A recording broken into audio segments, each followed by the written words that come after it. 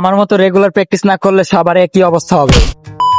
যেহেতু অনেকদিন যাবত প্র্যাকটিস করা হয় না, তাই সাইকেলটা নিয়ে চলে যাচ্ছি গ্রাউন্ডে প্র্যাকটিস করার জন্য। এখন প্র্যাকটিস গেটআপ নিয়ে চলে আসছি, আর এখন আমি একটু ফ্রি স্টাইল করা ট্রাই করবো, যেহেতু অনেকদিন যাবত স্টান্ট করা হয় না। তাই জানি না আগের ব্যালেন্স ঠিকঠাক পাবো কিনা। গাইস, ভাবা যায় 15 দিন যাবত স্টান্ট প্র্যাকটিস করি না, তাও মোটামুটি একটা ব্যালেন্স আছে ভাই। আমি ভাবছিলাম তো আজকে ব্যালেন্স করতেই পারবো না। আমি জানি না গাইস এই ফ্রি স্টাইল কেন হয় না। আর আজকে যখন আমি সার্কেল করতেছিলাম ভাই, নর্মাল সার্কেল লেগ রেকটাই আমার হচ্ছে না ভাই, আমি বুঝি না। আর এত পরিমাণে ঘামছি ভাই, দেখো গ্রাউন্ডে কিন্তু একদমই রোদ নাই, তারপরে প্রচন্ড পরিমাণে ঘামতেছি। আর গাইস ভাবতেছি এখন থেকে রেগুলার মিনি ব্লগ দেবো, কি বলো তোমরা? এখনই কমেন্টে যাও আর তাড়াতাড়ি কমেন্ট করো রেগুলার চাও কিনা। আর আমি বুঝি না ভাই, আমাদের গ্রাউন্ডে এত ছোট, যার কারণে মনে করো আমি পুরোটা লং নিয়ে যেতে পারি না। আর গাইস সব থেকে মজার ব্যাপার হলো অনেকদিন পর বার রাইড করতেছি, আর এত সুন্দর ব্যালেন্স হবে আমি ভাবি নাই। আর আমি বুঝি না গাইস, এই বার রাইড করতে এত প্যারা হয় কেন, এত মানে নড়াচড়া করে সাইকেল বলার বাহিরে ভাই। আর তোমাদের কাছে এই ফ্রি স্টাইলটা কেমন লাগে অবশ্যই আমাকে কমেন্ট করে জানাও। কিন্তু গাইস আজকে লাস্ট মুহূর্তে এটা হবে আমার সাথে, আমি কখনো ভাবি নাই। গ্রাউন্ড টাচ করতে গিয়ে স্লিপ খেয়ে পড়ে গেল।